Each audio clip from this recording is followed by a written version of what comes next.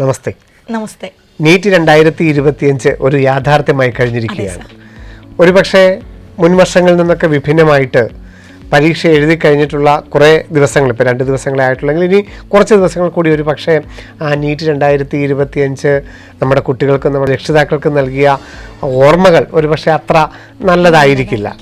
2024 supreme കോടതിയിൽ പോലും national testing agency ധാരാളം ചോദ്യങ്ങളുടെ മുമ്പിൽ തലകുനിച്ച് നിൽക്കേണ്ടി വന്നതുകൊണ്ട് അവർ ഒരുമിച്ചൊരു തീരുമാനമെടുത്തതായിരിക്കാം അതിൻ്റെ അക്കാഡമിക് ലെവലും അതുപോലെ തന്നെ ഇൻറ്റേർണലായിട്ടുള്ള കാര്യങ്ങളും അതുപോലെ തന്നെ എക്സാമിൻ്റെ മുമ്പുള്ള നടപടിക്രമങ്ങളൊക്കെ തീരുമാനിച്ച് തന്നെ എടുത്തതായിരിക്കാം. പക്ഷേ അവിടെ നമ്മൾ കഴിഞ്ഞ ദിവസങ്ങളിലൊക്കെ പറഞ്ഞതുപോലെ വിദ്യാർത്ഥികളുടെ മാനുഷികമായ ഒരു മുഖം, 16-17 വയസ്സുള്ള വിദ്യാർത്ഥികൾ എത്രത്തോളം പ്രധാനപ്പെട്ട അവരുടെ ജീവിതത്തിൻ്റെ ഒരു വലിയ ലക്ഷ്യത്തിലോട്ട് വേണ്ടിയുള്ള യാത്രയിൽ ഒരു എക്സാമിനെ ഫേസ് ചെയ്തപ്പം അത് എത്രത്തോളം അവർക്ക് മാനസികമായിട്ട് ബുദ്ധിമുട്ടുണ്ടാക്കി എന്നുള്ളതൊക്കെ എല്ലാവരും ചർച്ച ചെയ്തുകൊണ്ടിരിക്കുന്ന സമയം തന്നെയാണ്. കാരണം ഈ പറഞ്ഞ പോലെ ആ ഒരു ട്രെൻഡ് കഴിഞ്ഞ കുറച്ച് വർഷങ്ങളായിട്ട് വലിയൊരു ഡിഫിക്കൽറ്റി ലെവലിലേക്ക് പോകാതിരുന്ന ഒരു ട്രെൻഡ് കണ്ടിട്ടാണ് കുട്ടികളെല്ലാവരും തന്നെ പരീക്ഷയ്ക്ക് തയ്യാറെടുത്തത്. അത് തന്നെയാണ് അവരുടെ മനസ്സിലുള്ളത്. അതുപോലെ ബാക്കിയുള്ള എല്ലാ എക്സാമുകളിലും ഇപ്പോൾ JEE ആണെങ്കിലും JEE അഡ്വാൻസ്ഡ് ആണെങ്കിലും ഒരു ക്വസ്റ്റ്യന് 4 മിനിറ്റോളം കിട്ടും. അതായത് 75 ക്വസ്റ്റ്യന് 180 മിനിറ്റ് ഉണ്ട്. അപ്പോൾ ഒരു ചോദ്യം ചെയ്യാനായിട്ട് 4 മിനിറ്റ് അവിടെ കിട്ടും. അപ്പോൾ അവിടെ ഡിഫിക്കൽട്ടി ലെവൽ ഏത് ലെവലിൽ വന്നു കഴിഞ്ഞാലും കുട്ടികളത് സമയമുണ്ട്, അവിടെ അവർക്ക് അത് അറേഞ്ച് ചെയ്യാം. എന്നാൽ പോലും മാത്തമാറ്റിക്സ് മാക്സിമം ഒരു 12-13 ക്വസ്റ്റ്യൻസേ മാക്സിമം കുട്ടികൾ ചെയ്യാറുള്ളൂ. 99.9% ഉള്ള ആളാണെങ്കിൽ പോലും, കാരണം അവരിത് പ്രാക്ടീസ്ഡ് ആണ്. പക്ഷെ നീറ്റ് അങ്ങനെയല്ല. 180 മിനിറ്റും 180 ക്വസ്റ്റ്യനും എന്ന് പറയുമ്പോൾ അതെല്ലാം വളരെ പ്രിസൈസ് ആയിട്ട് അവർ ചെയ്യാൻ പോകുന്ന കാര്യങ്ങളാണ്. ഒരുപക്ഷെ ഈ പറഞ്ഞ പോലെ നമ്മൾ കേൾക്കുമ്പോൾ നമുക്കും എന്താണെന്ന് ആലോചിക്കേണ്ടി വരുന്ന കുട്ടികളെല്ലാം ഒരുവിധം ഒന്ന് കൺഫ്യൂസ്ഡ് ആകുന്ന തരത്തിലുള്ള ഒരു ക്വസ്റ്റ്യൻ. അതിൽ ഏറ്റവും സാർ തോന്നുന്നത് സാധാരണഗതിയിൽ നമ്മൾ എപ്പോഴും പറയുന്ന ബയോളജി കുറച്ച് ലെങ്തിയർ ആയിട്ട് വരുമ്പോൾ ഏതെങ്കിലും ഒരു സബ്ജക്ട് കുറച്ചൊന്ന് ലിബറൽ ആകും എന്നുള്ളതാണ്. തീർച്ചയായും അത് തന്നെയാണ് വിദ്യാർത്ഥികൾ കൂടുതലും പറഞ്ഞത്. കാരണം ഒരു സബ്ജക്ട് ടഫ് ആയതിൽ അവർക്ക് ആർക്കും ഒരു പരാതികളില്ല. പക്ഷേ മറ്റ് 2 സബ്ജക്റ്റുകൾ എപ്പോഴും കംഫർട്ട് സോൺ ഉണ്ടായിരുന്നു, ടൈം മാനേജ് ചെയ്യാനൊക്കെ ഉണ്ടായിരുന്നു. പക്ഷെ ഇവിടെ ഒരു ചെറിയ വ്യത്യാസം വന്നുപോയി. കാരണം ഫിസിക്സ് അത്രയും ഒരു ഡിഫിക്കൽട്ടി ലെവലിൽ കയറി, അതേ സമയത്ത് തന്നെ ബയോളജി പ്രാക്ടിക്കലി ഡിഫിക്കൽട്ടി ലെവൽ എന്ന് പറയാൻ പറ്റില്ല എങ്കിൽ പോലും കുറച്ചു നേരം വായിച്ച് അത് ചിന്തിച്ച് ഒരു ആപ്ലിക്കേഷൻ ലെവലിലേക്ക് പോകുന്ന തരത്തിലുള്ള ക്വസ്റ്റ്യനുകൾ വന്നപ്പോൾ അതിനും കൺസ്യൂം ചെയ്യേണ്ട സമയം, അതായത് നമ്മളിപ്പോൾ ഫിസിക്സ് അത്രയും ഡിഫിക്കൽട്ട് പോകുമ്പോൾ അതിൽ എടുത്ത സമയം നമുക്കൊന്ന് ബയോളജിയിൽ കുറയ്ക്കാം അല്ലെങ്കിൽ കെമിസ്ട്രിയിൽ കുറയ്ക്കാം എന്ന് ചിന്തിക്കാൻ പറ്റാത്ത രീതിയിലുള്ള ഒരു പാറ്റേൺ വന്നതുകൊണ്ടാണ് കുറച്ചെങ്കിലും കുട്ടികളൊരു ആശങ്കയ്ക്ക് അവർക്ക് ഒരുങ്ങി. ആ രീതിയിലുള്ള ചർച്ചകൾക്കൊക്കെ ഇനി ഒരു അടിസ്ഥാനമില്ല എന്ന് തോന്നുന്നു. കാരണം അത് ഒരു യാഥാർത്ഥ്യമായി കഴിഞ്ഞിരിക്കുന്നു. അപ്പോൾ അത് നിങ്ങളിലും ഓരോ വിദ്യാർത്ഥികളിലും, കാരണം ഈ ഒരു പ്രായത്തിലൂടെ കടന്നു പോകുന്ന അല്ലെങ്കിൽ 1, 2, 3 വർഷമായിട്ട് ഇതിനായിട്ടൊക്കെ തപസിരിക്കുന്ന വിദ്യാർത്ഥികൾക്കും അവരുടെ രക്ഷിതാക്കൾക്കും അത് എത്രത്തോളം ഒരു ബുദ്ധിമുട്ടുണ്ടാക്കി അവരുടെ മനോവീര്യം തകർത്തു എന്നുള്ളതിലൊന്നും നമുക്കിനി ഒരു ചർച്ചയുടെ എന്തുകൊണ്ട് അങ്ങനെ സംഭവിച്ചു എന്നുള്ളതിനൊരു ചർച്ചയിലോട്ട് പോകണ്ട. പക്ഷേ യാഥാർത്ഥ്യം ഉൾക്കൊണ്ടുകൊണ്ട് നമ്മൾ മുന്നോട്ട് പോവുക എന്നുള്ളതാണ്. എന്തായാലും നമ്മളത് കഴിഞ്ഞു പോയി. അത് നമ്മുടെ കയ്യിൽ നിൽക്കുന്ന ഒരു കാര്യമല്ലായിരുന്നു. അതൊരിക്കലും നമ്മുടെ കുട്ടികൾ ഹാർഡ് വർക്ക് ചെയ്യാതിരുന്നിട്ടോ അല്ലെങ്കിൽ അവർ പോയ വഴി ശരിയല്ലാതിരുന്നിട്ടോ ഒന്നും അല്ല.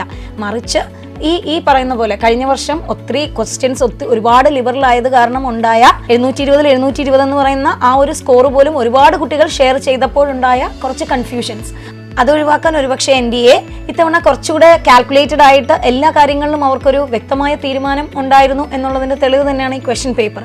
അപ്പോൾ ഹാപ്പൻഡ് ഈസ് ഹാപ്പൻഡ്, അതിനകത്ത് നമുക്കിനി ഒന്നും ചെയ്യാനായിട്ടില്ല. പക്ഷെ അതിനെക്കുറിച്ച് വേദനിച്ചോ അല്ലെങ്കിൽ നീ പഠിക്കാഞ്ഞിട്ടാണ് നിനക്ക് ബുദ്ധിമുട്ടായി പോയതെന്നോ അല്ലെങ്കിൽ ഞാൻ ഇപ്പോൾ രക്ഷിതാക്കൾ പറയുമ്പോൾ നിങ്ങൾ നന്നായിട്ട് നോക്കാഞ്ഞിട്ടാണെന്ന് രക്ഷിതാക്കളോ അല്ലെങ്കിൽ കുഞ്ഞുങ്ങൾ തന്നെ അയ്യോ ഞാൻ അത് പഠിക്കാഞ്ഞിട്ടാണോ എൻ്റെ ശരിയല്ലാഞ്ഞിട്ടാണോ, അതൊന്നും അല്ല. ഇത് എഴുതിയ എല്ലാ കുട്ടികൾക്കും, എത്ര കുട്ടികളാണോ പരീക്ഷ എഴുതിയത് ആ കുട്ടികളെല്ലാം ഒരുപോലെ 20 ലക്ഷം പേരുടെ ഒരേപോലുള്ള അഭിപ്രായങ്ങൾ. എവിടെയെങ്കിലും ഒരിടത്ത് കൂടുതലോ കുറവോ ഉള്ളത് കൊണ്ട് മാത്രമല്ല. ഇനി ഈ രീതിയിൽ പ്രാക്ടീസ് ചെയ്യാൻ മേലായിരുന്നു എന്ന് ചോദിച്ചാൽ ഒരിക്കലും പ്രാക്ടീസ് ചെയ്യാൻ പറ്റില്ല. കാരണം 1/2 മണിക്കൂർ എടുക്കേണ്ട ഒരു ക്വസ്റ്റ്യൻ ഒരിക്കലും നമുക്ക് 1 മിനിറ്റ് കൊണ്ട് ചെയ്ത് തീർക്കാൻ പറ്റില്ല. അപ്പൊ സയന്റിഫിക് ആയിട്ടുള്ള കാര്യങ്ങൾ രക്ഷിതാക്കളും അതുപോലെ തന്നെ നിങ്ങളും മനസ്സിലാക്കണം. എല്ലാം കഴിഞ്ഞു. നമുക്കിനി അതിനെക്കുറിച്ച് വീണ്ടും നമ്മൾ ചിന്തിച്ചിട്ട് പല കുട്ടികളും ചിലപ്പോൾ ഇങ്ങനെ വിഷമിക്കുന്നുണ്ടാവും. ഞാൻ 1 വർഷം അല്ലെങ്കിൽ 2 വർഷം ശ്രമിച്ചതല്ലേ, അല്ലെങ്കിൽ എൻ്റെ ശ്രമം പോരാ പോരാഞ്ഞിട്ടാണോ അല്ലെങ്കിൽ ഞാൻ പോയ വേ ശരി, അതൊന്നുമല്ല. ഇത് ഈ പറഞ്ഞതുപോലെ നമുക്കൊരു കൃത്യമായിട്ടുള്ള ഒരു ഈ സർ നേരത്തെ പറഞ്ഞതുപോലെ തന്നെ സുപ്രീം കോർട്ടിന്റെ മുന്നിൽ പോലും അങ്ങനെ പകച്ചു നിൽക്കേണ്ടി വന്ന ഒരു അവസ്ഥ മാറാൻ വേണ്ടി കുറച്ചുകൂടെ കോമ്പറ്റീറ്റീവ് ആയിട്ടുള്ള ഒരു എക്സാം സെറ്റ് ചെയ്യപ്പെട്ടപ്പോഴുണ്ടായ ചെറിയൊരു ബുദ്ധിമുട്ട്. തീർച്ചയായിട്ടും അതും വിദ്യാർത്ഥികളെ സംബന്ധിച്ചോളം അവർക്ക് മെഡിക്കലിന് ഒറ്റ ചാൻസേ ഉള്ളൂ. 2018, 2019, 2020 കാലഘട്ടം വരെ സ്റ്റേറ്റുകളിൽ വിവിധ പരീക്ഷകൾ, എയിംസിന് പരീക്ഷ, AFMC, ജിപ്മറിന് പരീക്ഷ, അങ്ങനെ ധാരാളം സാധ്യതകൾ ഉണ്ടായിരുന്നു. പക്ഷെ 2020 ശേഷം മെഡിക്കൽ എന്ന വിഭാഗത്തിൽ ഒരു ഒറ്റ പരീക്ഷയിലൂടെ വിദ്യാർത്ഥികൾ കടന്നു പോകണമെന്നുള്ളതൊക്കെ ഒരുപക്ഷെ NTA ഈ ഒരു നിമിഷം ആലോചിച്ചിട്ടുണ്ടാവില്ല. എന്തായിരുന്നാലും അതിൻ്റെ സ്വാഭാവിക പരിണാമം നമുക്ക് ഇനി വരാനിരിക്കുന്നുള്ള ഒരു 3 ആഴ്ചക്കൊക്കെ ശേഷമാണ് അതിൻ്റെ റിയൽ ആൻസർ കീ. ഇതുകൊണ്ട് ഇതുപോലുള്ള ക്വസ്റ്റ്യൻ പേപ്പർ വരുമ്പോൾ ധാരാളം ആൻസർ കീകളിലും ഒക്കെ വരാനുള്ള സാധ്യതയുണ്ട്. ചില കാര്യങ്ങൾ പോലും നമുക്ക് പോലും ഒരു കൺഫ്യൂഷൻ ഉണ്ടാക്കുന്ന രീതിയിലുള്ള ക്വസ്റ്റ്യനുകൾ വന്നു പോയിട്ടുണ്ട്. ഫിസിക്സിനകത്തൊക്കെ വളരെ ക്വസ്റ്റ്യൻ ക്യാൻസൽ ചെയ്യാനുള്ള സാധ്യതയും ഉണ്ട്. കെമിസ്ട്രിയിലും അങ്ങനെ പറയപ്പെടുന്നു. അപ്പൊ നമുക്ക് പോലും ഒന്ന് ഉറപ്പിച്ച് പറയാൻ പറ്റാത്ത രീതിയിലുള്ള 1-2 ക്വസ്റ്റ്യനുകളെങ്കിലും വന്നു പോയിട്ടുമുണ്ട്.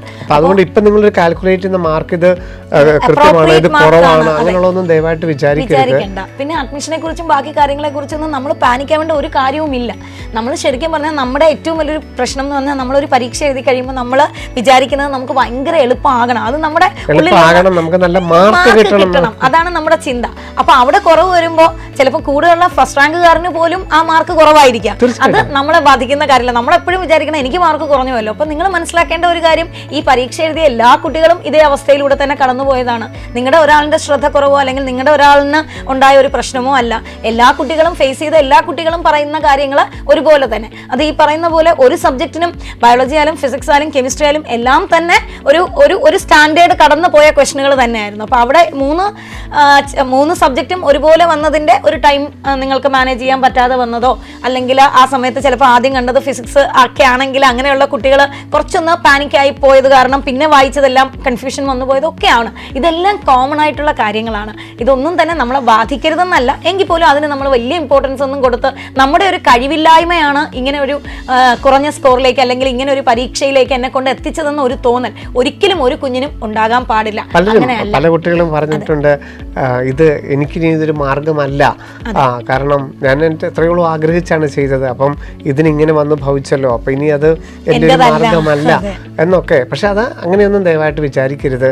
ഇത് ഈ പറഞ്ഞ പോലെ തന്നെ നമുക്ക് വ്യക്തമായൊരു കാരണം അവർക്കും പറയാനുണ്ടാവും. കാരണം അത്രയധികം അവര് മാധ്യമങ്ങളൊക്കെ അവരെ വേട്ടയാടിയത് കൊണ്ടൊക്കെ ആയിരിക്കാം, എന്തെങ്കിലും ആവട്ടെ.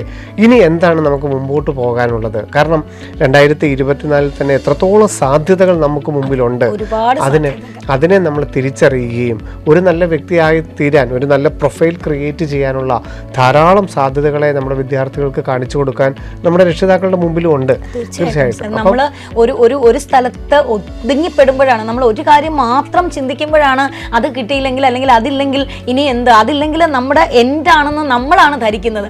പക്ഷെ ശരിക്കും പറഞ്ഞാൽ ഈ ലോകം അതിവിശാലമാണെന്ന് പറയുന്നത് പോലെ തന്നെ ഓപ്പർച്യൂണിറ്റികൾ, എന്തോരം ഓപ്പർച്യൂണിറ്റികളാണ് നമുക്ക് മുന്നിലുള്ളതെന്ന് നമുക്ക് തന്നെ ശരിക്കും പറഞ്ഞാൽ ഇങ്ങനെയൊക്കെ ഏതാണ്ടാണ് ഇനിയുള്ള ഈ വലിയ സാധ്യതകളെ കുറിച്ച് നമ്മൾ ചിന്തിക്കുന്നത് പോലും. ഒരുപക്ഷെ നീറ്റ് 2024 സംഭവിച്ച കുറച്ചെങ്കിലും കുട്ടികൾക്ക് സംഭവിച്ചൊരു പാകപ്പിഴ, വളരെ ഹൈ സ്കോർ കിട്ടി, 600, 620, 640 കിട്ടിയപ്പോൾ ഇതൊരു കംഫർട്ട് സോൺ ആണെന്ന് വിചാരിച്ച് മറ്റുള്ള ഒരു സാധ്യതകളും നോക്കാതെ ഇരുന്നു.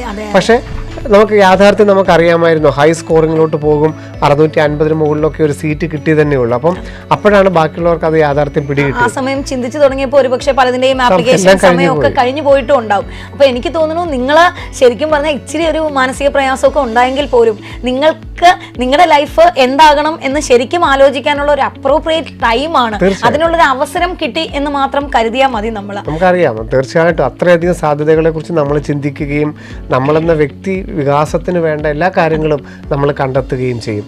നീറ്റിലോട്ട് തന്നെ നമ്മൾ തിരിച്ചെത്തി കഴിഞ്ഞാൽ നമുക്ക് ഈ വർഷം ഗവൺമെൻറ് സീറ്റുകൾ ഉൾപ്പെടെയുള്ളതൊരു വലിയ വർധനവ് വരുന്നുണ്ട്. അപ്പം എത്രത്തോളം മാർക്ക് അല്ലെങ്കിൽ റാങ്ക് എന്നുള്ളതൊന്നും നമുക്ക് ഈ ഒരു മീറ്റിങ്ങിൽ ഞങ്ങൾ അറേഞ്ച് ചെയ്യുന്നില്ല, കാരണം അതൊക്കെ നമുക്ക് മറ്റൊരു അവസരത്തിൽ നമുക്ക് പറയാനായിട്ട് സാധിക്കും.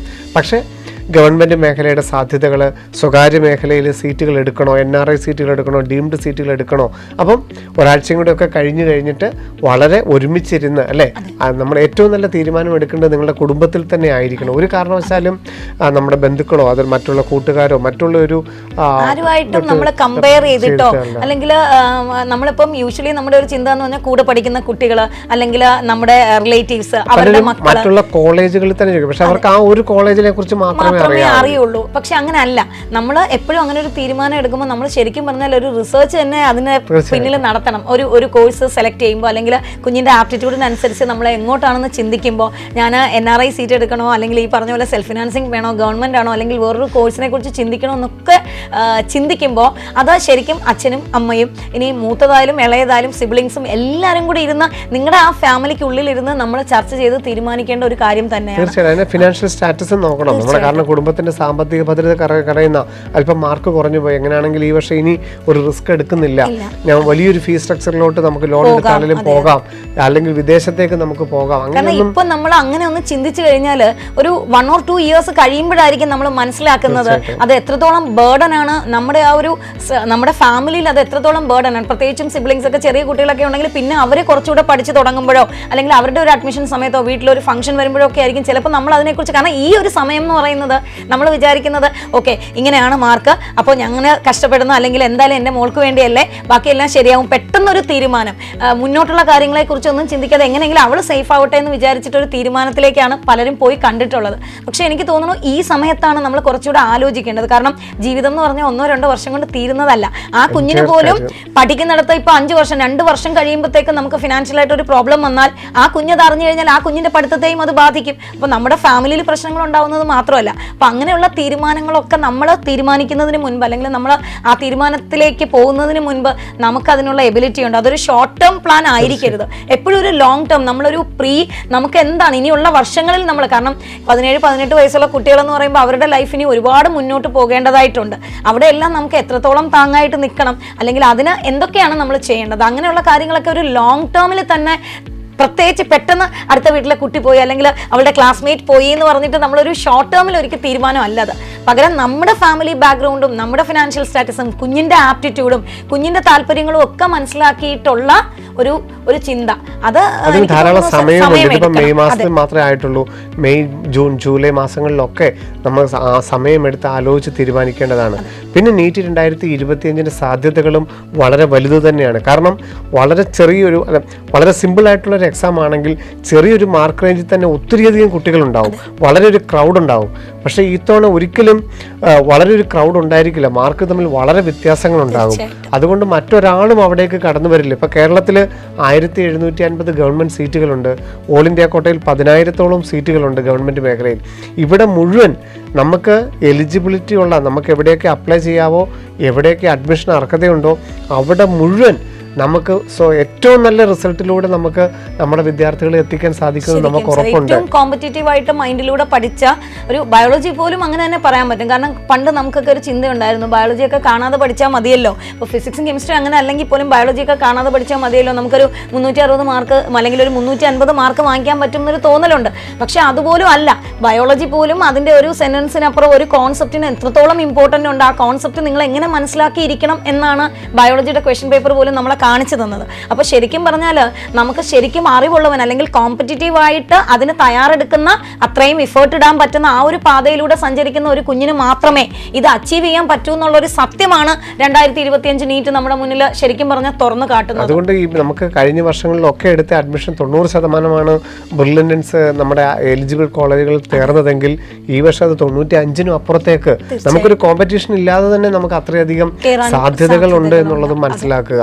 അത് ഓൾ ഇന്ത്യ ലെവലാണെങ്കിലും ESCയുടെ ലെവലാണെങ്കിലും എയിംസ് ആണെങ്കിലും കേരളത്തിലെ സീറ്റുകളാണെങ്കിലും അഗ്രികൾച്ചർ വെറ്റിനറി പോലുള്ള എങ്ങനെ പഠിച്ചാലും മതി എന്നൊരു കോൺസെപ്റ്റ് മാറിയിരിക്കുന്നു. നമുക്കത് കൃത്യമായ പാത്തിലൂടെ പഠിച്ചവർ മാർക്ക്. ഇപ്പോൾ നമ്മളിവിടെ വന്ന് ഇരിക്കുമ്പോഴും നമുക്ക് ഭയങ്കര അഭിമാനത്തോടെയാണ്, കാരണം ഇത്രയും ഡിഫിക്കൽട്ടി ലെവലുണ്ടെന്ന ക്വസ്റ്റ്യൻ പറയുമ്പോഴും കുട്ടികളെല്ലാം അത് വളരെ സന്തോഷത്തോടെ ചെയ്തു വന്നിരിക്കുന്നു എന്ന് പറയുന്നതിൻ്റെ ഒരു അഭിമാനം എപ്പോഴും നമുക്കുണ്ട്. അപ്പോൾ ഒരു കൃത്യമായ പാതയിലൂടെ പോയി കൃത്യമായ വേയിലൂടെ അത് പഠിച്ച കുട്ടികൾ ഡെഫിനറ്റായിട്ടും അത് അറ്റൈൻ ചെയ്യുന്നു എന്ന് പറയുമ്പോൾ നിങ്ങളും മനസ്സിലാക്കേണ്ട ഒരു കാര്യം, എൻ്റെ കൂടെ പഠിക്കുന്ന കുട്ടികളെല്ലാം എന്നെപ്പോലെ കോമ്പീറ്റ് ചെയ്ത് വന്നവരാണ്, അല്ലെങ്കിൽ എന്നെ പോലെ അതിന് അർഹതയുള്ളവരാണ് എന്ന് ആലോചിക്കുന്നതും ഒരു സന്തോഷമാണ്. തീർച്ചയായിട്ടും ഇപ്പൊ എയിംസിൽ എത്തുന്നവരാണെങ്കിലും ഈവൻ കേരളത്തിലെ ഗവൺമെന്റ് മേഖലയിൽ എത്തുന്നവരാണെങ്കിലും ഒക്കെ ഈ ഒരു ഒരേ കോമ്പറ്റീറ്റീവ് ടൈപ്പുള്ള ഇത്രയും ഹാർഡ് ആയിട്ടുള്ള ഒരു ഡിഫിക്കൽട്ടി ലെവൽ എക്സാം പാസ്സായിട്ട് വന്നവരാണ്, അത്രയും സ്കോർ നേടിയവരാണ്. അപ്പം ഏതാണ്ട് ഒരേ ഗ്രാഫിക്കൽ നിൽക്കുന്നവരാണ് എന്നുള്ളത് നമുക്ക് വളരെ വളരെ ആ രീതിയിലൊക്കെ ഈ വർഷത്തെ അക്കാഡമിക് നിലവാരം ഏറ്റവും നല്ല രീതിയിൽ തന്നെ ആയിരിക്കും. അപ്പം നിങ്ങളുടെ ഓരോ മാർക്കിനും ഇന്ന് ഈ പരീക്ഷയ്ക്ക് അത്രത്തോളം ഇമ്പോർട്ടൻസ് ഉണ്ട്. നമ്മൾ കഴിഞ്ഞ പരീക്ഷയ്ക്ക് ഈ പറയുന്ന പോലെ 720 കിട്ടിയ പരീക്ഷയാണെങ്കിൽ പോലും ആ പരീക്ഷയ്ക്ക് നിങ്ങളുടെ മാർക്കിന് കിട്ടിയ വാല്യൂവിനേക്കാളും എത്രയോ വലുതായിരിക്കും ഒരു പക്ഷേ ഈ വർഷം നിങ്ങൾക്ക് കിട്ടാൻ പോകുന്ന മാർക്കിന്റെ വാല്യൂ എന്ന് പറയുന്നത്. തീർച്ചയായിട്ടും ഏറ്റവും നന്നായിട്ട് കഷ്ടപ്പെടുകയും ഏറ്റവും നന്നായിട്ട് അതിനെ അനലൈസ് ചെയ്യുകയൊക്കെ ചെയ്തവർക്ക് ശരിക്കും പറഞ്ഞാൽ ആ എക്സാമിനേഷൻ ഒരു നമ്മൾ എപ്പോഴും പറയുന്ന പോലെ ക്വസ്റ്റ്യൻ കണ്ടപ്പോൾ പാനിക് ആവരുത് എന്ന് പറയുന്നത്, ടൈം മാനേജ് ചെയ്യണം എന്ന് പറയുന്നത്, ഓരോ സെന്റൻസും വായിക്കുമ്പോൾ അതിന്റെ കോൺസെപ്റ്റുകൾ മനസ്സിലാക്കണം എന്ന് പറയുന്നത്, ഇതെല്ലാം കൂടി ഒരു സം ടോട്ടൽ ആയിരുന്നു ശരിക്കും പറഞ്ഞാൽ ആ എക്സാമിനേഷൻ ഹാളിൽ. അത് കൃത്യമായിട്ട് ഉപയോഗിച്ച കുട്ടിയാണെങ്കിൽ വലിയ പ്രോബ്ലംസ് ഒന്നും ഇല്ലാതെ തന്നെ കടന്നു വന്നിട്ടുണ്ടാകും. പിന്നെ ഈ പറഞ്ഞ പോലെ ചില കുട്ടികൾ ആദ്യം തന്നെ ചില സബ്ജക്റ്റുകൾക്ക് ഒരു പ്രയോറിറ്റി കൊടുത്ത് വായിച്ചു പോയത് കൊണ്ടുള്ള ചില കൺഫ്യൂഷൻസ് വന്നുപോയി. പിന്നെ ഒരു സബ്ജക്ട് ഡിഫിക്കൽട്ട് ആയപ്പോൾ തന്നെ പെട്ടെന്നൊന്ന് മറിച്ച് അടുത്ത സബ്ജക്റ്റിലേക്ക് ഒരുപക്ഷെ ഫിസിക്സ് ഡിഫിക്കൽട്ട് ആയപ്പോൾ ബയോളജി തുറക്കാം എന്ന് കരുതി തുറന്നപ്പോൾ അതും കുറച്ച് ലെങ്തിയർ ആയിരുന്നു, അത് കണ്ടു. കുറച്ച് കഴിഞ്ഞ് കെമിസ്ട്രി നോക്കുമ്പോൾ അതും കുറച്ചൊരു സ്റ്റാൻഡേർഡ് ലെവൽ ക്വസ്റ്റ്യനിലേക്ക് സമയം കിട്ടിയില്ല എന്നുള്ളതായിരുന്നു. അത് ഈ പറയും പോലെ ഇങ്ങനെ ഒരു ട്രെൻഡ് വരുമ്പോൾ നമ്മൾ അടുത്ത വർഷം കുറച്ചുകൂടെ അതിന് അപ്രോപ്രിയേറ്റ് ആയിട്ടുള്ള രീതിയിലായിരിക്കും നമ്മളും മാനേജ് ചെയ്തു പോകുന്നത്. അപ്പോൾ തുടങ്ങിയപ്പം പറഞ്ഞതുപോലെ തന്നെ കഴിഞ്ഞ കുറെ നാളുകളായിട്ട് അങ്ങനെ ഒരു ട്രെൻഡ് ഇല്ലാത്തത് കൊണ്ട് നമ്മളും അതിന്റെ ചൂട് പിടിച്ചു പോകുന്നു. നമുക്ക് അതിൽ കൂടുതൽ നമുക്ക് ഒരിക്കലും ചിന്തിക്കാനും ആവില്ല. കാരണം ഒരു മിനിറ്റിൽ കൂടുതൽ ചെയ്യുന്ന ക്വസ്റ്റ്യൻസ് ഒരിക്കലും നമുക്ക് ചെയ്ത് പരിശീലിക്കാനും ആവില്ല. അപ്പൊ കാരണം അത് നമുക്ക് നല്ലൊരു രീതിയിലോട്ടായിരിക്കില്ല നമ്മൾ പോകുന്നത്. കാരണം 180 മിനിറ്റിൽ തീർക്കേണ്ട ഒരു ചോദ്യമല്ലേ.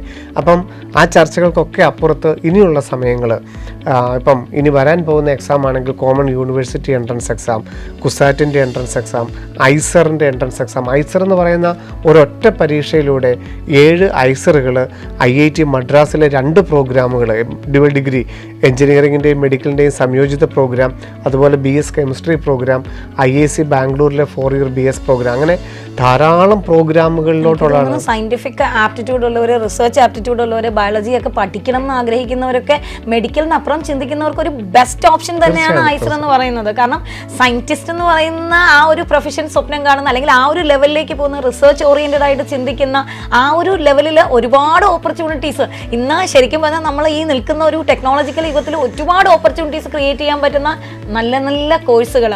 അതുപോലെ നിങ്ങൾക്കിപ്പോൾ ചിന്തിക്കുമ്പോൾ നിങ്ങൾ വിചാരിക്കുന്ന മെഡിക്കൽ കോളേജ് MBBS എന്നതിനപ്പുറം പ്രൊഫൈലിങ്ങിലും ഹൈ പ്രൊഫൈലിംഗ് നിങ്ങൾക്ക് പകർന്നു തരാൻ പറ്റുന്ന ഒരുപാട് ജോലി സാധ്യതകളുള്ള ഒരുപാട് കോഴ്സുകളാണ് നിങ്ങളുടെ മുന്നിലുള്ളത്. അപ്പം നീറ്റ് 2025 ഇങ്ങനെ വന്നു എന്ന് വിചാരിച്ച് നിങ്ങൾ ഈ അധ്യായം ഇവിടെ അടയ്ക്കുകയല്ല ചെയ്യേണ്ടത്.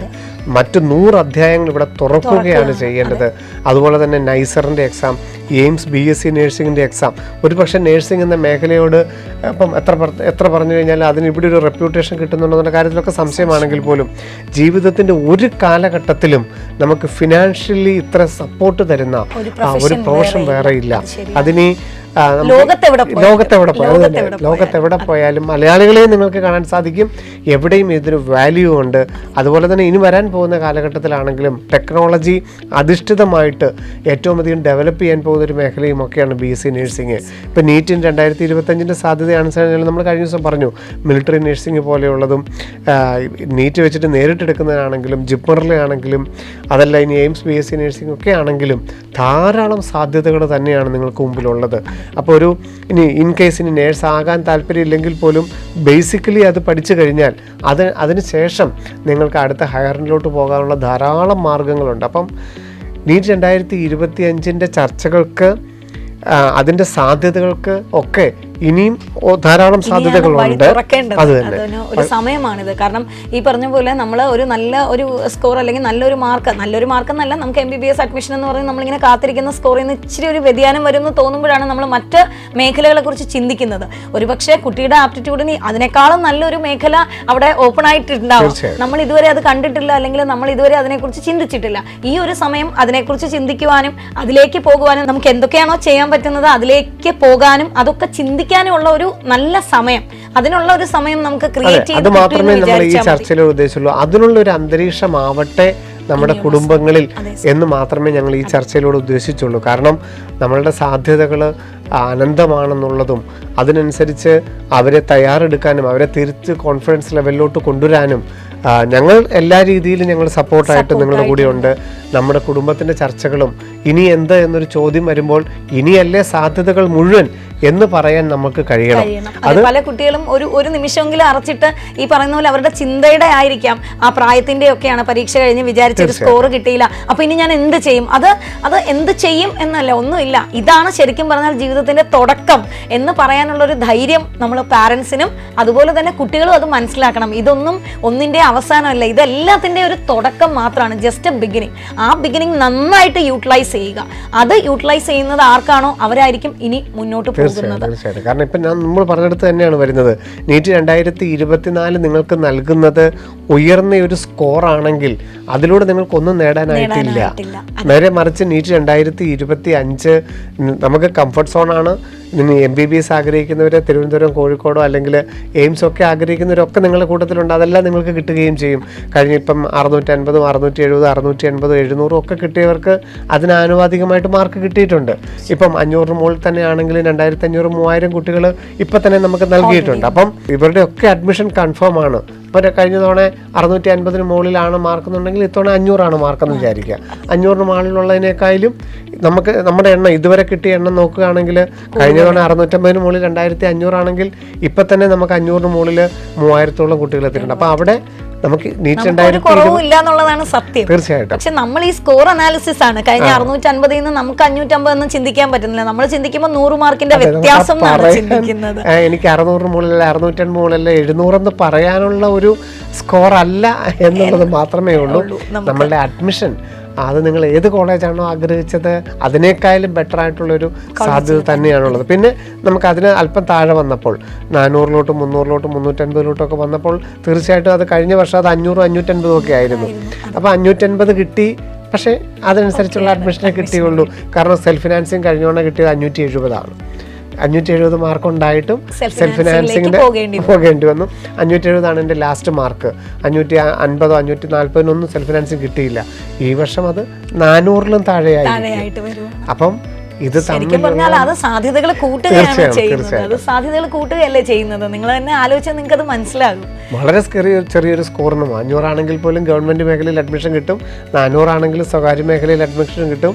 400 ആണെങ്കിലും നമുക്ക് അഗ്രികൾച്ചർ, വെറ്റിനറിയോ ഒരു ഗവൺമെന്റ് മേഖലയിൽ, 300 ആണെങ്കിലും നമുക്ക് ആയുർവേദ, 400 എന്നൊക്കെ പറയുന്ന സ്കോർ ഏറ്റവും ലീസ്റ്റ് ആയിട്ട് പോയൊരു സ്കോറിൽ ആയിരുന്നു നമ്മൾ വിചാരിച്ചുകൊണ്ടിരുന്നത്. അപ്പൊ ഈ വർഷം ശരിക്കും പറഞ്ഞാൽ നമ്മൾ ആ സ്കോറുകളെ തമ്മിലാണ് കമ്പയർ ചെയ്യുന്നത്. അത് തന്നെയാണ് നമ്മൾ ആദ്യം ചോദിച്ചത്, നിങ്ങൾക്ക് മാർക്കാണോ വേണ്ടത്, സീറ്റാണോ? സീറ്റാണെങ്കിൽ കംഫർട്ട് സോണാണ്, നിങ്ങളെല്ലാവരും അവിടെ തന്നെ ഉണ്ട്. ശരിയാണ്. മാർക്കാണ് വേണ്ടതെങ്കിൽ അല്പം കുറവ് തന്നെയാണ്. പക്ഷെ അത് നിങ്ങൾക്ക് ഒരാൾക്കല്ല, 20 ലക്ഷം പേർക്കും ആ ഒരു മാർക്ക് സ്കീം തന്നെയാണ് ഉള്ളത്. അവിടെ ആർക്കും ഗ്രാഫിക്കലി വലിയ മെച്ചമൊന്നും ഉണ്ടായിട്ടില്ല എന്നുള്ളത്. അത് നമ്മൾ തയ്യാറെടുത്തതിൻ്റെ ഒരു കുഴപ്പം കൊണ്ടല്ല എന്ന് നമ്മൾ പറഞ്ഞു കഴിഞ്ഞു. കാരണം അത് NTA ഇപ്പം അത് പ്ലാൻ ചെയ്തത് അങ്ങനെ ആയിപ്പോയി. അതിനകത്തൊരു അവർ പറഞ്ഞ പോലെ തന്നെ നമ്മൾ പറഞ്ഞ പോലെ മാനുഷിക ഭാവം കാണാൻ പറ്റാതെ പോയി. ഈ 1 മിനിറ്റിൽ ചെയ്യേണ്ട ചോദ്യങ്ങളുടെ ഇൻഡെപ്തിൽ ഇപ്പം ബയോളജി ബയോളജി പോലെ തന്നെ കെമിസ്ട്രിയും ഫിസിക്സും വന്നിരുന്നെങ്കിൽ അതൊരു നല്ല ഡീസൻറ്റ് സ്കോർ ആയേനെ. ഒരു 600 കട്ട് ഓഫ് വരുന്ന ഒരു നല്ല സ്കോറാണ്, നല്ലൊരു പരീക്ഷ ആയേനെ. അത് തീർച്ചയായിട്ടും നമ്മൾ പ്രതീക്ഷിച്ചിരുന്നതാണ്. നമ്മൾ പ്രതീക്ഷിച്ചിരുന്നത് അതാണ്, ഒരു 600 കട്ട് ഓഫ് വരുന്ന രീതിയിൽ നല്ല സ്റ്റാൻഡേർഡ് ആയിട്ടുള്ളൊരു എക്സാമാണ് പ്രതീക്ഷിച്ചിരുന്നത്. പക്ഷേ ഇത് ഡിഫിക്കൽട്ടി ലെവൽ കൂട്ടാൻ വേണ്ടിയിട്ട് അതികഠിനമായ ചോദ്യങ്ങൾ ചോദിച്ചു എന്ന് മാത്രമേ ഉള്ളൂ. അപ്പൊ അതില് നിങ്ങളുടെ കുറ്റമായിട്ട് ഒരിക്കലും നിങ്ങൾ അനലൈസ് ചെയ്തത് നിങ്ങളുടെ കുറ്റം അല്ല. അത് നിങ്ങളുടെ കുറ്റമല്ല, ഒരു സിസ്റ്റത്തിന്റെയും കുറ്റമല്ല. നഷ്ടവും സംഭവിച്ചിട്ടില്ല, ഒരു നഷ്ടവും ഇല്ല. നിങ്ങൾക്ക് നമ്മളിപ്പോ ഇത്രയും നേരം പറഞ്ഞതുപോലെ തന്നെ പല ആൾക്കാർക്കും പല കുട്ടികൾക്കും അതൊരു ബെനിഫിഷ്യൽ ഇഫക്റ്റ് ആണ് നൽകാൻ പോകുന്നത്. അത് എത്രത്തോളം ആണെന്ന് മനസ്സിലാക്കിയാൽ മതി. ഒരു 2-3 ദിവസമൊക്കെ കഴിയുമ്പോൾ ഞങ്ങൾ ഈ പറഞ്ഞത് എന്താണെന്ന് നിങ്ങൾക്ക് കൃത്യമായിട്ട് അതിന്റെ ഉള്ളടക്കം എന്താണെന്നുള്ളത് കൃത്യമായിട്ട് മനസ്സിലാക്കും. അപ്പൊ നമ്മളെ ഇത്ര മാത്രമേ ഉദ്ദേശിച്ചുള്ളൂ, നമ്മുടെ കുടുംബത്തിലുള്ള ചർച്ചകൾ ഏറ്റവും അധികം സജീവമാകണം. അത് നീറ്റിൻ്റെയോ NTA-യുടെയോ ഒക്കെ ആ ചോദ്യപരമായിട്ടുള്ള കാര്യങ്ങൾക്കൊക്കെ അപ്പുറത്ത് ഏറ്റവും സജീവമായിട്ട് നമ്മുടെ സാധ്യതകൾ എന്താണ്, CUET കോമൺ യൂണിവേഴ്സിറ്റി എൻട്രൻസ് എഴുതാം, എന്താണ് എനിക്ക് സാധ്യത, ഫിസിക്സ്, കെമിസ്ട്രി, ബയോളജി അല്ലെ ഫിസിക്സ്, കെമിസ്ട്രി, മാത്തമാറ്റിക്സ് എഴുതിയാൽ ICAR-ൻ്റെ കീഴിലുള്ള മുഴുവൻ യൂണിവേഴ്സിറ്റികളിലും നമുക്ക് സീറ്റുകൾ കിട്ടും. അതുപോലെ തന്നെ സെൻട്രൽ യൂണിവേഴ്സിറ്റികൾ 52 യൂണിവേഴ്സിറ്റികളിലെ 1000-ഓളം UG പ്രോഗ്രാമുകളാണ് CUET ലഭിക്കുന്നത്. ഇവിടെ ഇപ്പം നിങ്ങൾക്ക് നീറ്റ് 2025 ഒരു 300 മാർക്ക് കിട്ടിയ കുട്ടിയാണെന്നിരിക്കട്ടെ, CUET 93-95% സ്കോർ നിങ്ങൾക്ക് ലഭ്യമാകും. അപ്പം അതിലൂടെ തന്നെ നിങ്ങൾക്ക് ഈ സെൻട്രൽ യൂണിവേഴ്സിറ്റികളിൽ ബേസിക് ഫീസിൽ തന്നെ നിങ്ങൾക്ക് ചേരാനായിട്ട് സാധിക്കും. അതുപോലെ തന്നെ ബാക്കിയുള്ള പരീക്ഷകളെ കുറിച്ചൊക്കെ ടീച്ചർ പറഞ്ഞു തന്നു. ഏറ്റവും നല്ല, പിന്നെ നമ്മൾ എഞ്ചിനീയറിംഗ് സെക്ഷനിലോടൊന്നും കടന്നിട്ടില്ല. ഇപ്പോൾ കേരള എഞ്ചിനീയറിംഗോ അല്ലെങ്കിൽ കുസാറ്റിലെ കുറിച്ചോ ഒക്കെ സാധ്യതയുണ്ട്. അപ്പം ഒരു ഏറ്റവും നല്ലൊരു പ്രൊഫൈൽ ക്രിയേറ്റ് ചെയ്യാൻ, നല്ലൊരു വ്യക്തിയായി മാറാൻ 2028-30 കാലഘട്ടങ്ങളിൽ നമ്മൾ എപ്പോഴും പറഞ്ഞു, ഒരു ക്യാമ്പസ് സെലക്ഷൻ എന്നുള്ളതോ അല്ലെങ്കിൽ ഒരു പ്രത്യേക ഒരു കോളേജിൽ ഒരു കോഴ്സ് പഠിച്ചവർക്ക് മാത്രമുള്ള സാധ്യതകളൊന്നുമല്ല. ഒരു നല്ല വ്യക്തിയാണെന്നുണ്ടെങ്കിൽ, നല്ലൊരു അണ്ടർ ഗ്രാജുവേറ്റ് ആണെന്നുണ്ടെങ്കിൽ, ആ കാലഘട്ടത്തിനനുസരിച്ച് സ്പെഷ്യലൈസ് ചെയ്യാൻ പറ്റിയൊരു മേഖലയാണെങ്കിൽ, ഒരു കോഴ്സാണെങ്കിൽ അവനിലേക്കുള്ളതാണ് 2028-30 കാലഘട്ടങ്ങൾ. ഒരു പരിധിവരെ നമ്മുടെ രാഷ്ട്രീയ നേതാക്കൾ പറഞ്ഞതുപോലെ ആ കാലഘട്ടത്തിന് വേണ്ട ഒരു കോഴ്സ് എന്താണെന്ന് പോലും ഇതുവരെ നമ്മൾ കണ്ടുപിടിച്ചിട്ടില്ല. 2030-32 കാലഘട്ടത്തിൽ ഇന്ത്യയിൽ ഇന്ത്യയുടെ വ്യവസായത്തിനൊക്കെ ഏറ്റവും അധികം ഊർജ്ജം നൽകേണ്ട ഒരു കോഴ്സ് എന്താണെന്ന് പോലും ഇതുവരെ കണ്ടുപിടിക്കപ്പെട്ടിട്ടില്ല. ഏത് മേഖലയാണ്, എന്താണ് നമുക്ക് വേണ്ടത്, എന്താണ് വേണ്ടാത്തതെന്ന് പോലും. കാരണം എല്ലാ മേഖലകളിലും ഓരോ തരത്തിൽ ചിന്തിച്ചാൽ ഇപ്പം നമ്മൾ വിചാരിക്കുന്ന, അല്ലെങ്കിൽ നിങ്ങളുടെ മനസ്സിൽ ചിലപ്പം MBBS ഡോക്ടർ, അതിനപ്പുറം നിങ്ങൾ ആ പ്രൊഫഷനിൽ തന്നെ ആലോചിച്ച് നോക്കിയേ. അവിടെ നിങ്ങൾ വർക്ക് ചെയ്തുകൊണ്ടിരിക്കുമ്പോൾ, ഇപ്പോൾ എഞ്ചിനീയറിംഗ് ഇഷ്ടമില്ലാത്ത ഒരു കുട്ടിയാണെങ്കിൽ പോലും ഇപ്പോൾ ഒരു എഞ്ചിനീയറിംഗ് പഠിക്കണമെങ്കിൽ, ഒരു ബയോമെഡിക്കൽ എഞ്ചിനീയറിംഗ് പഠിച്ചാൽ ഒരുപക്ഷെ ഒരു ഡോക്ടർ, ഒരു സർജൻ ഇംപ്ലാന്റ് ചെയ്യുന്ന ഒരു ഉപകരണം, ആ ഉപകരണത്തിന്റെ പിന്നിൽ അല്ലെങ്കിൽ ആ ഉപകരണം ചെയ്യുന്നത് ആ ബയോമെഡിക്കൽ എഞ്ചിനീയറിംഗ് കാരനായിരിക്കും. സോ ഞാൻ എഞ്ചിനീയറിംഗ് പഠിച്ചതുകൊണ്ട് മെഡിക്കലിൽ നിന്ന് മാറിപ്പോകുന്നു എന്ന് പോലും നമുക്ക് ചിന്തിക്കാൻ പറ്റുന്നില്ല. സോ എല്ലാത്തിനെയും ഇന്റഗ്രേറ്റ് ചെയ്തുകൊണ്ട്, അല്ലെങ്കിൽ എല്ലാത്തിനെയും ചേർത്ത് വെച്ചുകൊണ്ട്, ഇപ്പോൾ നമ്മൾ തന്നെ എഞ്ചിനീയറിംഗും ഈ റോബോട്ടിക്സും എല്ലാം വേറൊരു ലെവലും ബയോളജി വേറൊരു ലെവലിലുമാണ് കരുതിയത്. പക്ഷേ ഇപ്പോൾ പോലും ബയോളജിയിലെന്ന് പറഞ്ഞാൽ, മെഡിക്കൽ സയൻസിൽ പോലും ഈ റോബോട്ടിക്സിന്റെയും എഞ്ചിനീയറിംഗിന്റെ AIയുടെയും എല്ലാം കൂടെ ഒരു മിക്സിംഗ് ആണ് എല്ലായിടത്തും. അപ്പം നമുക്ക് നിങ്ങളുടെ കഴിവ് എവിടെയാണോ ഉള്ളതെന്ന് നിങ്ങളാണ് തീരുമാനിക്കേണ്ടത്. ഞാൻ എന്താകണം, ഞാൻ എങ്ങനെയാകണം എന്ന് നിങ്ങളാണ് തീരുമാനിക്കേണ്ടത്. അത് നിസ്സാരം എനിക്കൊരു പേഷ്യന്റിനെ കണ്ട് മരുന്ന് കൊടുക്കുന്നതിൽ നിൽക്കണ്ട. അതിനപ്പുറം എനിക്ക് ആ അസുഖത്തിന് കാരണമായത് എന്താണ്, അല്ലെങ്കിൽ അതല്ലേ കുറച്ചുകൂടെ നല്ലത്. അങ്ങനെ ചിന്തിക്കാൻ നമുക്ക് പറ്റണം. അവിടെ നിങ്ങൾക്ക് പ്രൊഫൈലിംഗ് കുറവ് ഇല്ല, നിങ്ങൾക്ക് ഇക്കണോമിക്കൽ സ്റ്റാറ്റസ് ഒരിക്കലും താഴെ പോകില്ല. എന്തായാലും ഫിനാൻഷ്യലായിട്ടും പ്രൊഫൈലിംഗ് ആയിട്ടും എല്ലാം നിങ്ങൾ മുകളിലേ വരുള്ളൂ. അതുകൊണ്ട് തന്നെ ഇപ്പോൾ CUET കോഴ്സ് സാറ് പറഞ്ഞെടുത്തെന്ന് തന്നെ ഒന്നുകൂടെ പറയാനിരിക്കുന്നു. ഈ സയൻസ് ഒക്കെ ഇന്റഗ്രേറ്റഡ് മൈക്രോബയോളജി അല്ലെങ്കിൽ ഇന്റഗ്രേറ്റഡ് ബയോടെക്നോളജി, ഇന്റഗ്രേറ്റഡ് ബയോകെമിസ്ട്രി എന്നൊക്കെ പറയുന്ന കോഴ്സുകളുടെ ഒരു പ്രാധാന്യം നമുക്ക് ഒരുപക്ഷെ ഇവിടെ നിന്ന് ചിന്തിക്കുമ്പോൾ മനസ്സിലാകില്ല. നിങ്ങൾ ഈ ഇന്റർനാഷണലി അല്ലെങ്കിൽ പുറത്തൊക്കെയുള്ള റിസർച്ച് സെന്ററുകളായാലും ഓർഗനൈസേഷനുകളൊക്കെ ആയാലും നിങ്ങൾ നോക്കുമ്പോൾ നിങ്ങൾക്കൊക്കെ മനസ്സിലാവും, ഒരു UG സെക്ടറിൽ തന്നെ ഒരു ബയോകെമിസ്ട്രിയോ അല്ലെങ്കിൽ ബയോടെക്നോളജിയോ മൈക്രോബയോളജിയോ ഉള്ള ഒരാൾക്ക് കിട്ടുന്ന സാലറി, അല്ലെങ്കിൽ അവർക്ക് കിട്ടുന്ന ആ പ്രൊഫൈലിംഗ്, അവർക്ക് കിട്ടുന്ന ആ ഒരു റെപ്യൂട്ടേഷൻ എന്താണെന്ന് വെച്ചാൽ നമുക്കൊരിക്കലും അത് ചിന്തിക്കാൻ പറ്റുന്നില്ല. കാരണം പൊതുവേ നമ്മൾ ഈ ഒരു സെക്ടർ മാത്രം സ്വപ്നം കണ്ട് ആ ഒരു ലോകത്തിങ്ങനെ ചുരുണ്ടുകൂടി ഇരിക്കുവാണ്. അവിടെ നിന്ന് നമ്മൾ കണ്ണു തുറന്ന് നോക്കിയാൽ അതിവിശാലമായ ഒരു ലോകമാണ് നമ്മുടെ മുന്നിലുള്ളത്. ഒരുപക്ഷെ നിങ്ങളൊന്നും സ്വപ്നം കാണുന്നതിനപ്പുറം നിങ്ങളെ കൊണ്ടെത്തിക്കാൻ പറ്റുന്ന സാധ്യതകൾ ഇവിടെ ഉണ്ട്. അത് ഈ ഇന്ത്യയിൽ തന്നെ പഠിച്ച്, ഇന്ത്യയിൽ തന്നെ വളർന്ന് എവിടേക്കോ എത്തിച്ചേരാൻ പറ്റുന്ന സാധ്യതകൾ ഇവിടെയുണ്ട്. പക്ഷെ അത് എവിടെയാണെന്ന് കൃത്യമായിട്ട് കണ്ടറിയാനും അതിലേക്ക് മനസ്സുകൊണ്ട് എത്തിക്കണം. നമ്മളിപ്പോ ഈ ഒന്ന് ഡീവിയേറ്റ് ചെയ്ത് പോകണം നിങ്ങൾ. അതിനു വേണ്ടിയിട്ട് ഡെഫിനറ്റ് ആയിട്ട് നമ്മൾ എല്ലാ വർഷവും ഇടുന്ന പോലെ ഇപ്രാവശ്യവും നമ്മുടെ ചാനലുകളിൽ കൂടെ ഒക്കെ നമ്മൾ കൃത്യമായിട്ട് നിങ്ങളോട് ഓരോ സമയം ആപ്ലിക്കേഷൻ ആയാലും അതിന്റെ ഡീറ്റെയിൽസ് ആയാലും ശിവൻ സാർ വന്ന് ഓരോ സമയവും അതിന്റെ സാധ്യതകളും ഒക്കെ നിങ്ങളോട് ഷെയർ ചെയ്യുന്നുണ്ട്. അത് കൃത്യമായിട്ട് ഉപയോഗിക്കുകയും അത് കുട്ടിയുമായിട്ട് ഇരുന്ന് ഒരുമിച്ച് ഡിസ്കസ് ചെയ്യുകയും ചെയ്യുക. അതിൽ ഒരു കുറ്റപ്പെടുത്തലല്ല, നമ്മുടെ ആവശ്യങ്ങൾ എന്ത്, നമുക്ക് അതിനുള്ള പരിമിതികൾ എന്ത്, അതൊക്കെ മനസ്സിലാക്കിയിട്ടുള്ള ഒരു ഹെൽത്തിയർ ആയിട്ടുള്ള ഒരു ചർച്ച.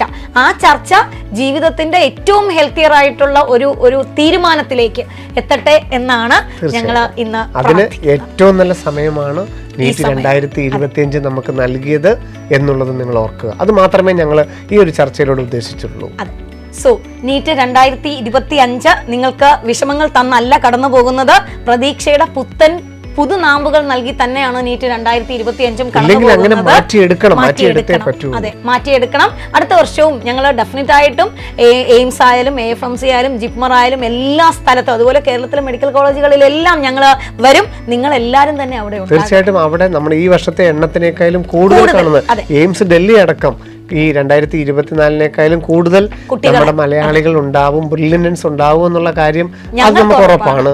അപ്പം നിങ്ങളും ആ സമാധാനത്തോടെ വേണം ഇപ്പൊ ഇരിക്കാൻ. അപ്പൊ സ്കോറിനെ കുറിച്ച് അല്ല ചിന്തിക്കേണ്ടത്, അഡ്മിഷനെ കുറിച്ചാണ്. ഒപ്പം ഞങ്ങൾ പറഞ്ഞ കുറച്ച് കാര്യങ്ങൾ നിങ്ങൾ സീരിയസ് ആയിട്ട് തന്നെ വിശകലനം ചെയ്യുന്ന പ്രതീക്ഷയോടെ എന്നും പറയും പോലെ ഒരു കുടുംബം തന്നെ നിങ്ങളോടൊപ്പം.